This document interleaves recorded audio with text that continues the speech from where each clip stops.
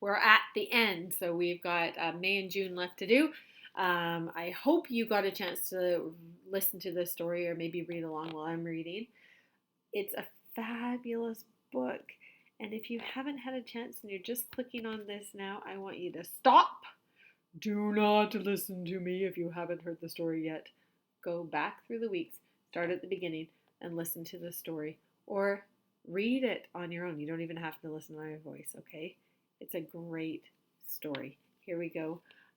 When we last left Jack, it was the end of April, and he is really, really excited because he's found a poet that is alive and that exists, and he's written to this poet named Mr. Walter Dean Myers, and the teacher has said to him, maybe he will come to the school.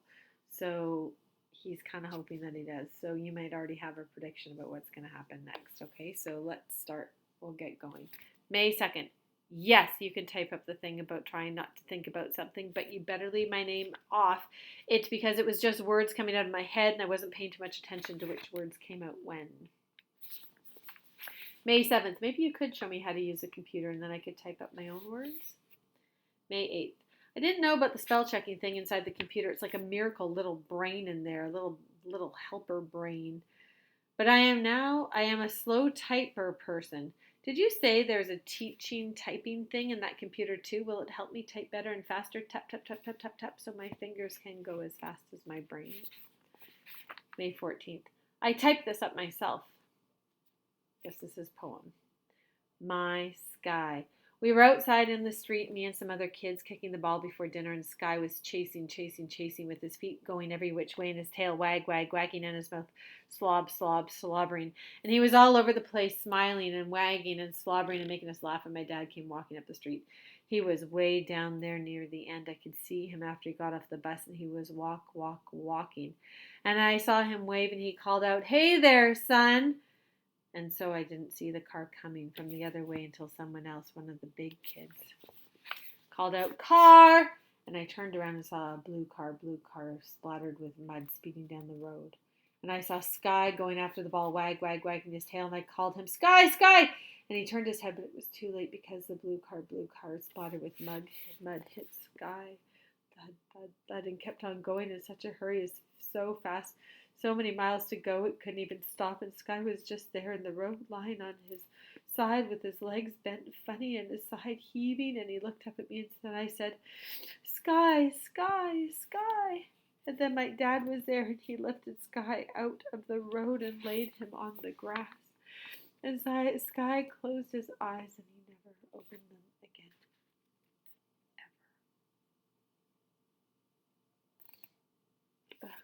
Ever. Every time I cry. May 15th. I don't know.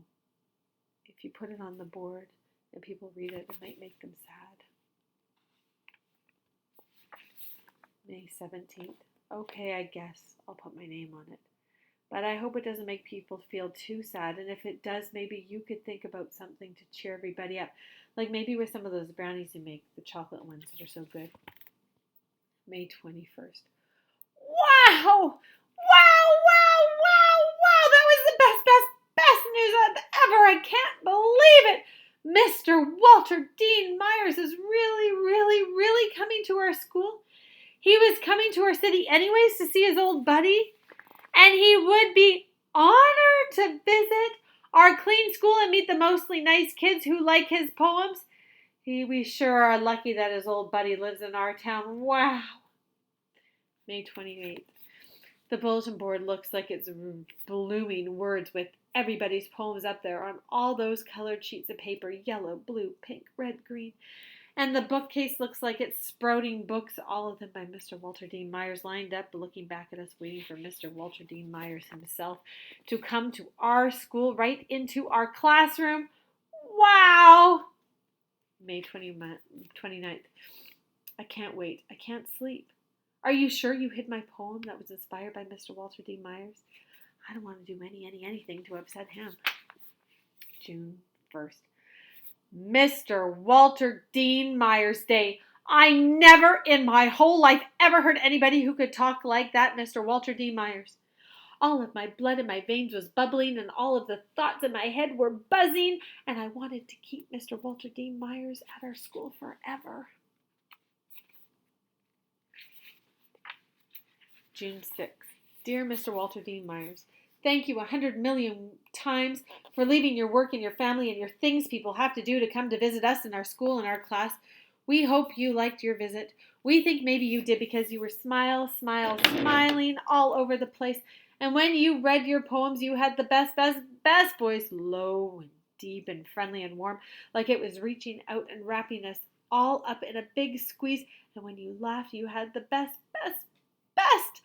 laugh I'd ever heard in my life, like it was coming from way down deep and bubbling up and rolling and tumbling out into the air. Oh, we hope we didn't ask you too many questions, but we thank you for answering every which one, and especially for saying that you would be flattered if someone used some of your words, and especially if they added a note that they were inspired by Mr. Walter Dean Myers. And it was nice of you to read all of our poems on the bulletin board, and I hope it didn't make you too sad when you read about my dog Sky getting smooshed in the road. And I think you like the brownies too, right? Thank you for coming to see us, Mr. Walter Dean Myers. Inside this envelope is a poem using some of your words I wrote. It was inspired by you, Mr. Walter Dean Myers, from your #1 fan, Jack. And here's Jack's poem. This is the last poem in the book, and the book is over after this. Here it is. Love That Dog, inspired by Walter Dean Myers by Jack. Love that dog like a bird loves to fly. I said I love that dog like a bird loves to fly. Love to call him in the morning, love to call him, hey there, Sky. Oh, thanks for listening to that story. This is one of my favorites. It always makes me a little bit weepy at the end. Here's the thing. I have 2 activities that you need to look at if you're inspired by this story. I am also going to find Mr. Walter Dean Myers' poem as well, if I can, and I will post that as well. Okay? Thanks for listening, everybody. I hope you loved this book as much as I did. There is a follow-up to this book. It's called Hate That Cat. Unfortunately, I have never read it. I keep ordering it, and then it somehow never comes, but I do love this one very much. Thanks for listening.